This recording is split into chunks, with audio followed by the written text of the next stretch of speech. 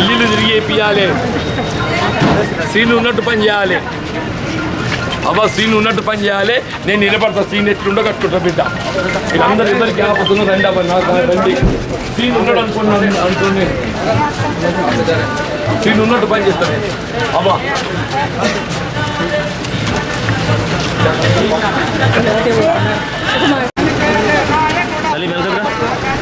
Congress party Jeevan Reddy నాయకత్వం. Hi hi Congress, jai jai Congress. Hi hi Congress, jai jai Congress.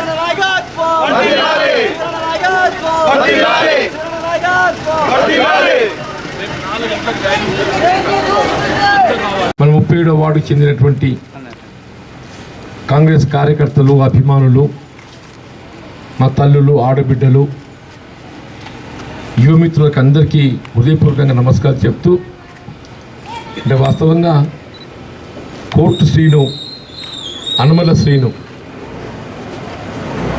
అంటే వారు మనను భౌతికంగా మనకు ఇంత తొందరగా దూరం అవుతారని చెప్పని ఎవరు ఊహించలేదే. మరి ఆ భగవంతుడు ఎందుకు ఇట్లా చేసిండో కానీ నిజంగా ఆయనతో నాకు దాదాపు ఒక 30-40 సంవత్సరాల పరిచయమే. నేను న్యాయవాద వృత్తిలో ఉన్నప్పుడు శ్రీరాములు వకీల్ గారి దగ్గర ఆయన అసిస్టెంట్ క్లర్క్గా పనిచేస్తుండే. తర్వాత అదే కొనసాగింపుకు ఆయన నాకు తమ్ముళ్ళగా మెదిలిండని అని చెప్పి అంటున్నాను. ఆయన సరే కుటుంబ పరంగా ఆయనకి సమస్యలు ఉన్నాయి, కూతుర్లు, ఆర్థికంగా పెద్దంత ఉన్నోడు కాదు, కష్టపడితేనే బతుకుతాడు. అయినప్పటికీ కూడా ఏదో కష్టార్జితంతో కూతుర్ల పెళ్లి చేసిండు. ఆయన ఒకరి ముందు చేయి చాచకుండా ఆయన సంవత్సరం ఆయన గడుపుకుంటుండే. ఆయన ఇవాళ హోటల్ పెట్టుకొని మిత్రులతో కలిసి హోటల్ పెట్టుకొని అందులో వచ్చే కొద్దిపాటి ఆదాయంతో ఇటు కుటుంబాన్ని పోషించుకుంటూ మిత్రులను కూడా అందరినీ కూడా అది చేస్తుండే. కానీ మనకి ఎన్నికలు నామినేషన్కి ఏదైతే ఉందో ఎంతో ఉత్సాహంగా పాల్గొన్నాడే. నామినేషన్కి ఎంతో ఉత్సాహంగా పాల్గొన్నాడు. ఇవాళ ఆయన మనకు భౌతికంగా దూరం కావడంతో నాకు భుజం పోయినట్టు అనిపిస్తుందని చెప్పండి. ఇవాళ మనకు ఈ పద్మశాలి ఈ లొకాలిటీ ఈ ప్రాంతం లోపల ఆడ టౌన్ హాల్కి వెళ్ళి మొదలు పెడితే ఇక్కడ చిల్కవాడ దాకా ఈ కృష్ణానగర్, అంగడి బజార్ ఇవన్నిట్లో కూడా చెప్పంటున్నాను. అప్పుడు అంగడి బజార్ ఏదైతుందో ఎల్గేట్ నర్స్ అన్న పెద్ద మనిషి, ఎల్గేట్ నర్సే కౌన్సిలర్ ఉండేనే, బట్టల వర్తకుడు. ఎల్గేట్ నర్స్ అని ఏదైతే ఉన్నదో ఈ అంగడి బజార్ మా నేత కార్మికుల గుర్తింపు, ఈ అంగడి బజార్ మీద మాకు ఒక విధమైనటువంటి హక్కు కలిగించండి అని పేర్కొనతో ఏదైతే ఇదే కూర్చి అందరూ మన అనుమల చంద్రనే కానీ అందరూ కూడా చెప్పంటున్నాను. మన పద్మశాలి సోదరులు అందరూ కూడా చెప్పంటున్నారు, పెద్దలు బట్టల వర్తకులు అందరూ కూడా నా దృష్టికి తేవడం. నేను మున్సిపాలిటీకి వెళ్ళి IDSMT అంటే చిన్న మధ్య తరహా పట్టణ అభివృద్ధి కొరకు ఏదైతున్నదో integrated development for small and marginal towns shopping class నిర్మాణం చేయాలని చెప్పి తలంచినమే. ఆడ మన మార్కెండే ఒక గుమ్మటం ఉన్నది, బట్టల వర్తకులది ఒకటి గుమ్మటం ఉన్నది. నన్ను ఒకటే కోరిండ్రు, అన్నయ్య దుకాణం కడితే మున్సిపాలిటీ కిరాయి వస్తుంది కావచ్చు. కాదని నేను అన్న, సంవత్సరానికి 1,00,000 రూపాయలు ఆదాయం వస్తుంది కావచ్చు, కానీ మా అంగడి వర్తకులు గుర్తింపు ఈ గుమ్మటం. మీరు దీన్ని మాత్రం కాపాడండి అన్న. ఈ గుమ్మటానికి ఏదైతే ఉందో ఏ విధమైన ఆటంకం లేకుండా గుమ్మటాన్ని కాపాడుకుంటా మీరు దుకాణాలు నిర్మించండి చెప్పానండి. లింగన్న కూడా ఎరికే, నీ నాన్నడేది శంకరన్న కూడా ఉన్నాడు. గుమ్మటాన్ని ఏదైతే ఉందో దానికి ఆటంకం కలగకుండా ఆ వైపు ఈ వైపు నిర్మాణం చేసి గుమ్మటం ఏదైతే ఉందో మన బట్టల వర్తకులకు ఇచ్చిన నిజమాబద్ధమన్నా. ఇలా మార్కండేయ దాన్ని బట్టల వర్తకం చిరు వ్యాపారులు కింద దాన్ని నామకరణం చేసినామని చెప్పి అంటున్నాయి. రాముల వారి కళ్యాణం ఎప్పుడు చేసినా కానీ అక్కడే రాముల వారి కళ్యాణం చేసేటట్టుగా ఏర్పాటు చేసినామని చెప్పి అంటున్నా. అంగడి వర్తకులు అందరూ కూడా వాళ్ళ యొక్క క్రయ విక్రయాలు చేసుకునే విధంగా చిన్న రేకుల షెడ్ వేసి షాపింగ్ కాంప్లెక్స్ ఏర్పాటు చేసినాం. ముఖ్యంగా వర్తకులకు ఏదైతుందో ఆర్థికంగా భారం కాకూడదనే భావనతో తై బజార్ అంగడి చిట్టి, మీరు ఎక్కడికైనా పోండాబా తై బజార్ అంగడి చిట్టి ఉంటుంది. మీరు ఏ మున్సిపాలిటీకైనా పోండాబా, ఇక్కడ సిరిసిల్ల మన కేటీ రామారావు గారు పట్టణాభివృద్ధి శాఖ మంత్రి ఉన్నారు కదా తల్లి, అక్కడ అంగడి చిట్టి ఏదైతే ఉందో మీరు బట్టలు అమ్ముకుంటే 50 రూపాయలు, బట్టలు అమ్ముకుంటే కాయగూరలు అమ్ముకుంటే 25 రూపాయలు, కుండలు అమ్ముకుంటే 20 రూపాయలు, షార్ట్లు గుళ్ళలు అమ్ముకుంటే వాళ్ళకి 20 రూపాయలు, తోపుడు బండ్లు అమ్ముకుంటే 20 రూపాయలు రోజుకు. ఎవరైనా కానీ చిరు వ్యాపారులు అమ్ముకుంటే ఇట్లా పన్ను వసూలు చేస్తారు. కానీ జగిత్యాల ఏకైక మున్సిపాలిటీ మొత్తం తెలంగాణ రాష్ట్రమే కత్తల ఉమ్మడి రాష్ట్రం లోపల జగిత్యాల ఏకైక మున్సిపాలిటీ అని చెప్పి అంటున్నాను. తై బజార్ లేని మున్సిపాలిటీ, తై బజార్ అంగడి చిట్టి లేని మున్సిపాలిటీ కేవలం జగిత్యాల మాత్రమే చెప్పి అంటున్నాను. అప్పుడు మెట్ట బట్టి గారు ఏదైతుందో చైర్మన్ ఎంపికైందే. నేను 96లో ఉప ఎన్నికలు గెలిచి వచ్చిన, 94లో రమణ గారు గెలిచిండ్రు, మళ్ళీ అది ఉప ఎన్నిక వచ్చింది. 96లో నేను గెలిచి వచ్చిన అన్న. గెలిచి వచ్చిన తర్వాత నేను ఆలోచన చేసిన, నిరుపేద వర్గాలకు ఏదైతే సాయం చేయాలో తోడు ఉండాలి, నేను ఏం చేయగలతో ఆలోచించి నాకున్నటువంటి ఆలోచన పరిజ్ఞానంతో ఏదైతున్నదో నేను ఈ అంగడి చిట్టి తై బజార్ మున్సిపాలిటీ రద్దు చేస్తున్నాను చెప్పని తీర్మానం చేసేసి రద్దు చేసేసి నాపై ఒత్తిడి తెచ్చి నీకు రద్దు చేసే అధికారం లేదు అని చెప్పాను. స్థానిక సంస్థలకు స్వతంత్ర అధికారాలు ఉన్నాయి. స్థానిక సంస్థల్లో ఏదైతుందో మీరు సూచనలు చేయగలుగుతారు, అంతేగాని ఆధిపత్యం లేదు ఎవరికి. నేను చెప్పిన నేను చెయ్యాలంటే చెయ్య, ఏం చేస్తావు చేసుకోపని చెప్పాను.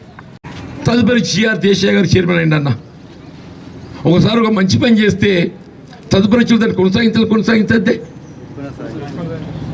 నేను రద్దు చేస్తే జిఆర్ దేశాయ్ గారు వచ్చి వాడు జీవన్ రద్దు చేసేవాడు అయిందా, ఎట్లా నేను చూస్తాను మళ్ళీ మొదలుపెట్టిండా. దేవుడు చూసిండు, మళ్ళీ 5 ఏళ్ళకి మళ్ళీ కాంగ్రెస్ వచ్చిందా. దేవుడు చూసిండు, అప్పుడు నాగభూషణం చైర్మన్ అయింది అన్న. మళ్ళీ నేను రద్దు చేసిన తర్వాత విజయలక్ష్మి మేడం వచ్చింది, రద్దు కొనసాగింది. వీళ్ళు టీఆర్ఎస్ వాళ్ళు వచ్చిండ్రు, వాళ్ళు కూడా కొనసాగిస్తున్నారు. విధి లేదు, ఇక వాళ్ళ విధి లేదు. మొత్తం వర్తకులంతా వ్యతిరేకమవుతారు కాబట్టి ఇదంతా ఇట్లా ఉన్నది రా కొనసాగిస్తున్నారు. నేనంటున్నావా, రేపు మన మున్సిపాలిటీ కాంగ్రెస్ ప్రభుత్వం అధికారం రావడంతోనే జగిత్యాల పట్టణాన్ని ఆదర్శంగా తీసుకొని మొత్తం రాష్ట్రం ఉన్న పట్టణ మున్సిపాలిటీలు గ్రామ పంచాయతీ అంతా కూడా చెప్పంటున్నాను, తై బజార్ అంగడి చిట్టి పూర్తిగా రద్దు చేస్తే చిరు వ్యాపారులకు అండగా నిలబడతాను చెప్పండి. ఇది కాంగ్రెస్ పార్టీ ఆలోచన విధానం, గరీబులకు అండగా నిలబడతామంటున్నాను. వాళ్ళకి ఇది సాయం చేయాలి. మహిళా సంఘాలు ఉన్నాయవ్వా, సంఘాలు పెడుతున్నారు, మీకు ఉచిత వడ్డీ అంటుండ్రు, ఏళ్ళకి తెచ్చుకొని కట్టుండ్రు అంటుండ్రు, బ్యాంకులు మా ఇంట పడుతున్నారు అప్పిస్తాం అని చెప్పని. వడ్డీ భారం మీద పడుతుందో పడతలేదబ్బా. మరి వడ్డీ ప్రభుత్వం తిరిగి ఇవ్వాలని ఇవ్వకూడదా? 4 ఏళ్ళు మీ వడ్డీ మీకు వచ్చిందా? మరి ఎట్లా చెప్పు నాకు. అసలు ఉచిత వడ్డీ కార్యక్రమంతోనే మహిళలకు లాభం అవుతుంది. నువ్వు వడ్డీ తిరిగి ఇవ్వకుంటే ఏం లాభం చెప్పావా? తెలంగాణ వచ్చి 4 ఏళ్ళకి వెళ్ళి ఆడబిడ్డల సొమ్ము ఏదైతుందో నువ్వు కాజేస్తున్నావు, నీకు మంచి జరుగుతుందే. ఆడబిడ్డల సొమ్ము కాజేసి కూడా బాగుపడతాడవా? దొరగాడి తక్కువైందని చెప్పిన ఆడబిడ్డల సొమ్ము మీద పడ్డాడిగా. నేను చెప్తున్నావా, ఆడబిడ్డలకు మహిళా సంఘాలను కల్పించేటువంటి ఒక వడ్డీ రాయితీ పూర్తిగా 0% వడ్డీ అని చెప్పి అంటున్నాను. ఏ సంవత్సరానికి ఆ సంవత్సరం మీ వడ్డీ రేపు మార్చి వస్తున్న ఉగాది మీకు రావాల్సిన బకాయిలన్నీ కూడా చెల్లింపు చేస్తాను. మళ్ళీ మార్చి నాటికి ఏదైతుందో 24-25 బకాయిలు మళ్ళీ ఇస్తాను. ఏ సంవత్సరానికి ఆ సంవత్సరం మహిళా సంఘాలు బలోపేతం చేసే విధంగా వడ్డీ రాయితీ అమలు చేస్తా అని చెప్పంట. మరి ఇల్లు లేని నిరుపేదలు రవ్వా అని ఆలోచన చేసింది నేను. నూకపల్లి ఏదైతే 100 ఎకరాల స్థలం కొన్నా నేను. అందరికి ఏదైతే సొంత స్థలం 100 గజాలు ఇచ్చినవ్వా. 100 గజాలు ఇచ్చి ఇల్లు మంజూరు ఇచ్చే ₹1,00,000 నిర్మాణం ఆరంభమైంది. సరే నా అదృష్టం బాగాలేదు, ఎమ్మెల్యే గెలవలేకపోయింది 9ల. తర్వాత తెలంగాణ వచ్చింది. అన్ని lintel level, roof level, basement level అన్ని ఎక్కడికెక్కడ శిథిలాగా ఉన్నాయని చెప్పి అంటున్నాను. జీవన్ రెడ్డి ఇండ్లు ఆరంభిస్తున్న సంతప సొమ్ము అనవది, సర్కార్ సొమ్ము, అది ప్రభుత్వ సొమ్ము, గరీబుల కోసం చేసింది నేను. నా మీద కోపం ఉంటే ఈ మధ్యలో తరవా ఇలా మధ్యలో ఏదైతుందో 1600 ఇండ్లు మధ్యలో 1600 మంది నిరుపేదలే. ఏమైనా డబుల్ బెడ్రూమ్ కట్టినా నేను సేకరించిన స్థలంలో మన ప్రభుత్వం సేకరించిన స్థలంలో దాని కొన్ని ఇండ్లు కూలగొట్టి అందులో ఇండ్లు కట్టి అదేంటి త్రిశంకు స్వర్గం అవ్వ. కిందోటి మీదోటి నడిమిలోటి. మీదో నీళ్ళు రావు, ఈ నడిమిలో కూడా రుణాలు లేని సమానంగా అడిగా ఓని పొత్తుండే. నేనేమంటున్నా, నువ్వు ఇచ్చేది 100 గజాలు ఇచ్చిన కదా, 60 గజాలు ఇయ్యి, 70 గజాలు ఇయ్యి. ఎవరి జగానికి చిల్లు కట్టితే స్వతంత్రం ఉండదు తల్లి. రేపు ఏదో మన వారసత్వం వస్తుందవ్వా. నువ్వు 4 ఏళ్ళు ఉంటావు, 10 ఏళ్ళు ఉంటావు, 50 ఏళ్ళు నీ తర్వాత నీ కొడుకు వస్తాడు. అప్పుడు ఈయన కట్టి ఇల్లు ఉంటాయవా. అది ఇయ్యాళ్ళ గృహప్రవేశం చేస్తలేడు. ఏదినంటే అయినా మంది ఎక్కడ కూర్తుందో పెచ్చులు కుడుతున్నాయి. నేను అడిగిన ఎందుకు పోతలేరు అంటే ఏమన్నా పోతావు, ఆడ పెచ్చులు కుడుతున్నాయి. మీద నీళ్ళు వస్తలేవు అంటాడు, కిందోడు కరెంట్ వస్తలేదు అంటాడు. ఇదే నవరాజ్యం. నేను చెప్తున్నామా మళ్ళా, ఇండ్లు లేని వారికి అందరికీ మీరు ఇండ్ల జాగాలు మీకు ఉంటే మీరు ఇల్లు కట్టుకోండి, 5 లక్షలు ఇప్పిస్తా. మీరు ఇల్లు కట్టుకోండి, 5 లక్షలు ఇప్పిస్తా. స్థలాలు లేని వారికి ఏదైతుందో మళ్ళీ స్థల సేకరణ చేస్తా. గతంలో నూకపల్లి ఎట్లయితే స్థలాన్ని సేకరించిందో మళ్ళీ ఒక 100 ఎకరాల స్థలం సేకరించి మళ్ళీ ఒక కాలనీ నిర్మాణం చేస్తా అని చెప్పి అంటూ నేను అందరికీ ఇల్లు నిర్మాణం చేసి ఇస్తా అని చెప్పండి. ఇది కాంగ్రెస్ పార్టీ అని అంటున్నాను. అంతేకాదు కరెంట్ బిల్ అవ్వా ఎంత పెరుగుతుందవ్వా. ఎందుకంటే 2 నెలలకోసారి వస్తున్నది కరెంట్ బిల్లు. ఇవాళ నెలకోసారి వస్తున్నది ₹1000 అవ్వ అంటే ₹1000 1050. మనం 200 యూనిట్ల దాకా కరెంట్ బిల్లు మాఫీ తల్లి. మీరు 4 కాదు 5 బుగ్గలు పెట్టుకుంటావా, ఓ 2 పంకలు పెట్టుకోండి, ఒక టీవీ పెట్టుకోండి, మీకు కరెంట్ బిల్లు ఉంటుందా అని చెప్పి అంటున్నా. ఏసీలు ఉంటే 200 దాడుతుంది, బిల్లు దాడుతుంది అవ్వ. ఉన్నమాట చెప్తున్నా. కరెంట్ బిల్లు ₹1000 మాఫ్ చేసేది మదర్ నా తల్లి 200 యూనిట్లు అంటున్నాను. మదర్ నా తల్లి అని చెప్పి అంటున్నాను. ఆలోచించండి అని చెప్పి అంటున్నాను. ఏదైనా మంచి పని చేసేవాడు కావాలి. ఎందుకంటే మన నిత్యావసర వస్తువులు 9 ఇచ్చిందవ్వా.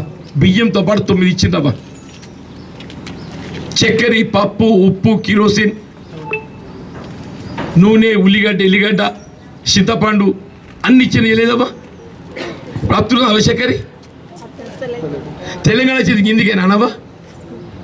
కాంగ్రెస్ వాడు కిలో అయితే నువ్వు 2 కిలోలు ఇయ్యు. కాంగ్రెస్ వాడు కిలో అయితే నువ్వు 2 కిలోలు ఇయ్యు. ఇది కాంగ్రెస్ వాడు ఇస్తాడా, నేను రద్దు పెడతాపు. ఇది ఎక్కడ పాపం అవ్వా. రేషన్ కార్డులు వస్తున్నాయవ్వా కొత్తవి. ఇప్పుడు కొత్త సంవత్సరాలు వస్తాయవ్వా. ఏడాది అయితే వాళ్ళ పిల్ల పాప ఆ కుటుంబం ఏర్పడుతుంది.